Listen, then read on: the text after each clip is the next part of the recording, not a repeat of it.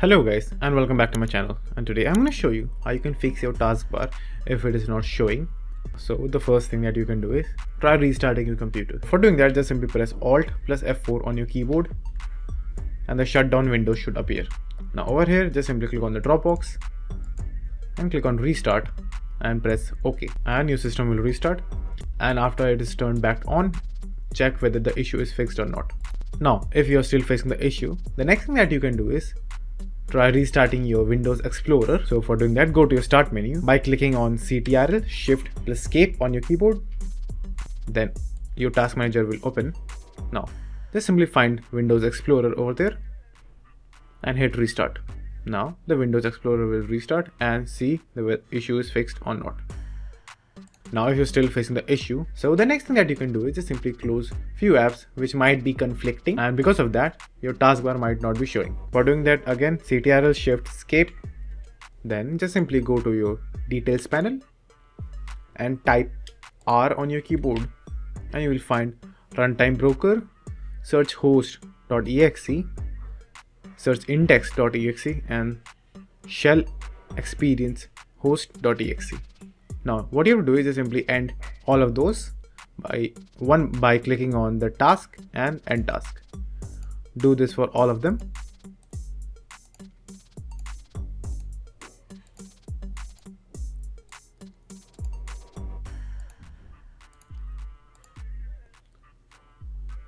Same for the search host exe as well, and the index one as well. Now in the end, click on shell experience host.exe, then end that as well. Now after that, just simply go to processes, then find your Windows Explorer by hitting W on your keyboard, then just simply restart that again and see whether your issue is fixed or not. Now if you're still facing the issue, what you can next do is repair your files in your Windows. So for doing that, again open your task manager by hitting Ctrl Shift Escape, and now this time just simply click on run new task and write CMD and make sure to check this box which says create this task with administrative privileges, then hit OK. Now after that, command prompt should open. Over here what you have to do is just simply copy and paste the commands that is given to you in the description box below. So just simply copy and paste them one by one. As you can see over here, you can find them in the description box. Simply copy the first one and paste it over here, then hit enter. Now it might take some time, so just be patient and wait for it to complete. Now after the first one is complete, copy and paste the second one, then again wait for it to complete. Now after that, paste the last one and hit enter, and again just simply wait for it to complete. After that, just simply close the window.